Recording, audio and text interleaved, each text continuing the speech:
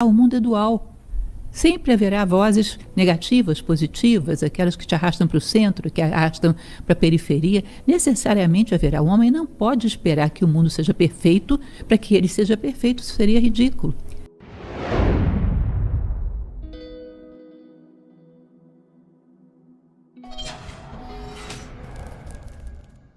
É uma vitrine.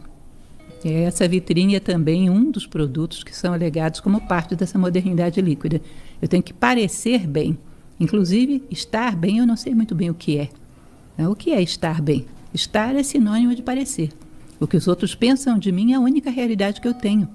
Eu não tenho uma realidade construída por mim mesmo, o que eu penso de mim. Não penso nada. Então, a minha identidade está apoiada naquilo que pensam de mim. Portanto, eu tenho que manter um status alto, uma vitrine muito bem arrumada. Uma vitrine onde, em geral, dentro da loja não tem nada. É mais ou menos isso que as redes sociais fazem, uma grande ostentação. E as pessoas se identificam com isso. Não pense que ela está querendo te enganar mostrando aquilo. Ela realmente acha que é aquilo. Tá? É a única base da sua identidade. Ela não tem outra coisa no que se apoiar. Olha, é muito difícil você dizer que um ser humano não tem livre-arbítrio. Porque se ele não tivesse livre-arbítrio, ele não teria possibilidade nenhuma de crescer como ser humano. Imagine você que haja largado num canto dessa sala uma carteira cheia de dinheiro que alguém esqueceu, alguém perdeu. Você vai lá, pega essa carteira, encontra essa carteira, abre-se um leque de possibilidades diante de você. Uma delas é entregar para o dono. Se você, sem que ninguém tenha visto, acha essa carteira e escolhe entregar para o dono, isso tem mérito. Agora, se eu visse você encontrar a carteira e dissesse, olha, se você não entregar para o dono, eu vou te denunciar. Você já foi pressionado, essa tua escolha já não teria mérito nenhum, portanto não seria uma escolha evolutiva.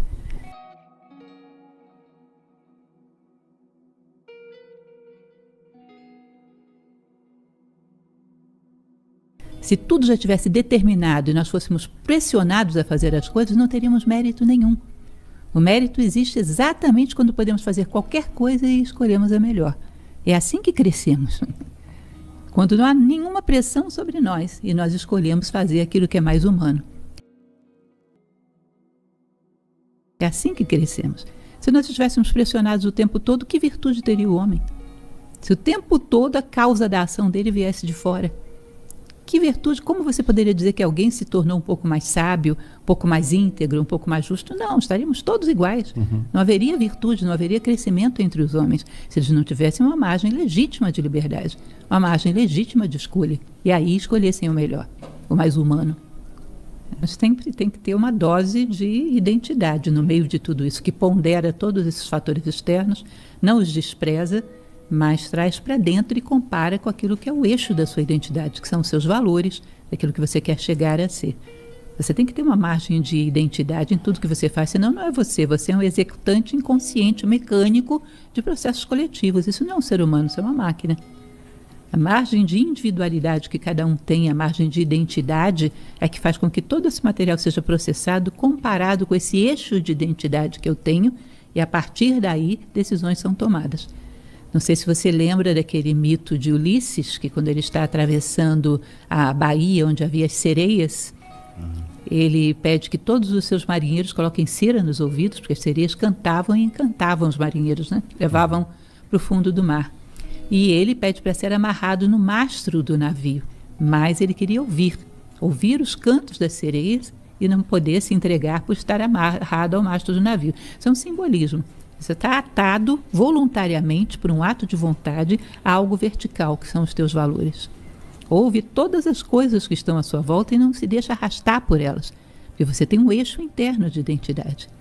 Você vai mensurar, vai levar em consideração todas essas vozes. Sempre haverá vozes contraditórias, inclusive. Sempre haverá, o mundo é dual. Sempre haverá vozes negativas, positivas, aquelas que te arrastam para o centro, que arrastam para a periferia. Necessariamente haverá. O homem não pode esperar que o mundo seja perfeito para que ele seja perfeito. Isso seria ridículo.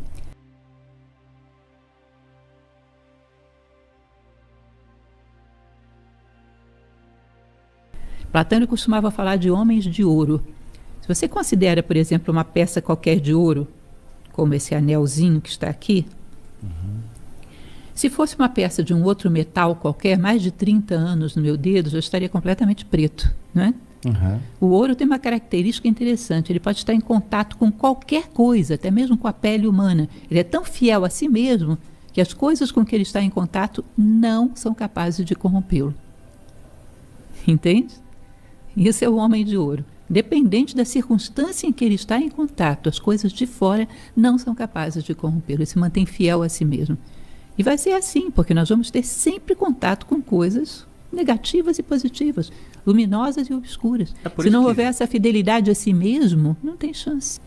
Como que a gente pode criar ou cultivar uma imaginação propositiva? Será que está faltando imaginação? A gente imaginar um mundo melhor, é um problema de imaginação que a gente vive? Quanto mais nós somos restritos dentro de determinados padrões culturais bem estereotipados, menos nós somos ousados. A imaginação exige uma boa dose de ousadia.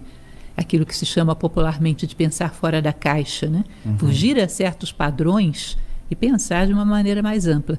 Se você ver, mesmo do ponto de vista econômico, certas iniciativas que foram absolutamente inusitadas, como Uber, como Airbnb e coisas desse tipo, saíram de uma conjuntura de um pensamento quadradinho, que o hóspede tem que ir para um hotel, uma pessoa comum tem que pegar um táxi, fugiram desse modelo e pensaram numa coisa inusitada.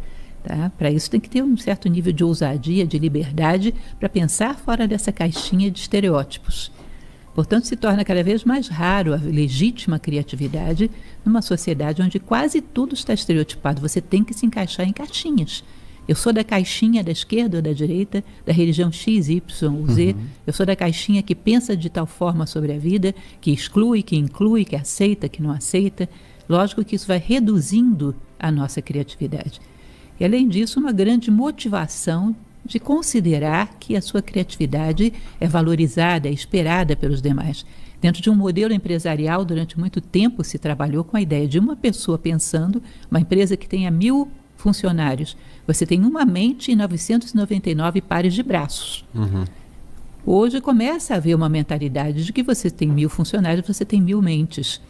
Tá? Ou seja, explorar aquilo que o ser humano tem de melhor, a sua imaginação, a sua inteligência, a sua criatividade. Então, quando isso começa a ser valorizado, é claro que existem mais incentivos. E quando se começa a ter uma percepção mais ampla das necessidades humanas, do que é o ser humano, aí a criatividade é mais impulsionada ainda. Começa a se perceber até onde a gente pode ousar criar, até onde a gente pode ousar pensar. Quais são as necessidades que poderiam ser preenchidas. Tá? Ou seja, deixa de ser uma criatividade mecânica, atada apenas a fenômenos materiais, começa a ser uma criatividade que pode entrar no plano emocional, no plano mental, no plano sagrado. Começa a ousar se aprofundar nas necessidades humanas mais elevadas. Ou seja, quanto mais espaço houver, mais a criatividade se expande, evidentemente.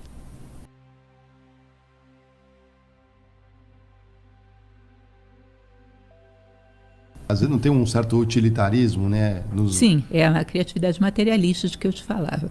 E a criatividade atada a valores também, porque como você falou, pode ser uma criatividade bem negativa, né? Pode-se criar coisas bem nocivas. O que os seres humanos serão, né? Porque se você pega um homem que há 2.000 anos andava numa biga e um homem que hoje conduz um avião a jato, mudou a máquina, mas o homem mudou tanto assim. O ser humano que conduz o avião a jato necessariamente é mais fraterno, é mais justo, é mais equilibrado, mais íntegro do que aquele que conduzia a biga? Não necessariamente, não, né? É verdade. Então, se foi uma evolução, foi o que isso? O que é evolução? Evolução fundamentalmente é humana. As coisas são consequências. Aliás, quando há evolução humana verdadeira, inclusive as coisas, nós percebemos o que realmente é necessário, não partimos para o excesso, nós sabemos exatamente o que produzir, o que precisamos para viver. Tá? Se não caímos no excessivo, porque não temos outra coisa para onde projetar a nossa criatividade, senão para o material. A pergunta no final é: existe o egoísmo do bem? O bem tem que estar estritamente associado à inteligência. Ou seja, os 3 grandes valores clássicos, que são a vontade, o amor e a inteligência, eles andam estritamente entrelaçados. Você quer amar alguém, você quer beneficiá-lo, você tem que trabalhar com a inteligência. E para que algo possa ser feito, você tem que ser dotado de vontade, de determinação, para poder ter condições de fazê-lo. Os 3 valores humanos têm que caminhar juntos. Se você vê, por exemplo, uma guerra mítica, como foi a Ilíada, Você tem ali a vontade, que é Aquiles, você tem ali o amor à pátria, que é Heitor, e você tem a inteligência, que é Ulisses. Com esses três juntos, você fez com que acontecesse a Guerra de Troia. Isso dentro do ser humano é a mesma coisa. Eu posso ter muito boa intenção, se não tiver nenhuma inteligência, eu posso estar alimentando o vício de alguém. Posso fazer com que essa pessoa fique dependente de mim, o que não é bom para ela. Ou seja, há muitas formas de você ter iniciativas aparentemente boas, destituídas de inteligência, que acabam gerando um prejuízo. Os três têm que caminhar juntos.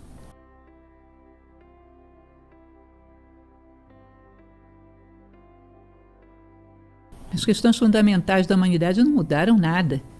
Hoje nós temos computador. Você já viu alguém com uma profunda angústia existencial, uma depressão terrível porque o seu computador não funcionou? Isso não existe. O homem continua sofrendo e se alegrando para as mesmas coisas. É a dor, é a perda, é a morte, é o autocontrole que ele não tem, é não saber conviver. Os elementos que trazem felicidade e infelicidade são os mesmos ao longo de milênios. O resto são meramente coisas periféricas. Ninguém morre de sofrimento porque o carro pifou. Tá bom, você aborrece um dia, outro dia já está resolvido. Os fatores que fazem com que o homem seja feliz ou não são os mesmos ao longo dos milênios. E não foram resolvidos. E às vezes lá atrás havia soluções melhores do que temos hoje. O que é curioso, né? Nós achamos que porque o Egito não tinha a tecnologia que nós temos, não tem nada para aprender lá. Do ponto de vista humano, provavelmente eles teriam coisas a nos ensinar. Nós não somos a ponta evolutiva em todos os sentidos. Nós somos a ponta evolutiva no sentido tecnológico, de fazer coisas, de construir seres humanos. Não somos a ponta. Não somos uma sociedade pródiga em construir seres humanos equilibrados, justos, virtuosos. Não somos. A nossa sociedade não conduz nessa direção. Portanto, poderíamos perfeitamente aprender muita coisa do passado. Num mundo muito fugaz, parar para pensar ainda é complicado. Como a senhora vê o papel da cultura na formação do ser humano? Com certeza, a cultura é um convite para que os seres humanos despertem. Ou seja, aquele que está adormecido, aquele que ainda não engravidou de filosofia, né? Ele recebe um convite contundente através da cultura, através dos produtos culturais que estão à sua volta. São um chamado para despertar. Ou seja, se você tem elementos que geram reflexão, que elevam a consciência em cinema, em música, em literatura, em teatro, tudo isso é um convite para que o ser humano saia da sua circunstância tão limitada da sobrevivência e comece a pensar em viver propriamente dito, entrar num outro nível de consciência. Eu acho que isso seria realmente a cultura que vem de cultos, cultivar, né? Colocar sementes profundamente na terra para que elas venham à tona e busquem o sol, ou seja, que se verticalizem. Eu acho que a cultura cultiva as sementes humanas que existem dentro de nós. Um país deveria se esforçar ao ter projetos que moldem a sua cultura? Eu acredito que é fundamental para que nós sejamos globais que cada um valorize o chão onde pisa, tá? Porque você não valoriza o outro se não valoriza si próprio. Existe uma necessidade de que a gente valorize todos os elementos culturais, folclóricos, que é a identidade de cada um. Não vamos pensar que a fraternidade é todo mundo ser igual. A fraternidade é todo mundo ser profundamente aquilo que é e nós nos combinarmos por complementaridade. Se você não tem identidade, você não está preparado para a fraternidade. Você não sabe que lugar você vai ocupar dentro dela. Fraternidade não é massificação. Então, cada um tem que conservar a sua identidade, cada um conservar os seus valores mais profundos, a sua cultura, o seu folclore, as suas tradições. Isso é fundamental para que um país tenha identidade. Se você quer alienar uma pessoa ou uma nação, você vai ter duas possibilidades. Ou você faz com que ela perca o ritmo de cultivar as suas coisas, ou você vai lá no plano das ideias e diz que as coisas dela não têm nenhum valor. Na prática é isso. Nós temos, para você se manter coerente em alguma atividade, você tem perseverança no plano físico e ideais, metas no plano mental. Ou você faz essa pessoa perder o ritmo no plano físico, ou você entra no plano mental e coloca dúvidas. É uma das maneiras mais fortes de você alienar um ser humano e alienar também uma nação. Vai ser com que ela comece a duvidar dos seus valores, que a identificam, tá? Que a definem como tal. E aí você desestrutura tudo e coloca qualquer outra coisa no lugar. Né? Então, da mesma maneira que um ser humano tem que trabalhar meticulosamente pela conservação da sua identidade, um país também teria que fazê-lo. Aí existe uma riqueza enorme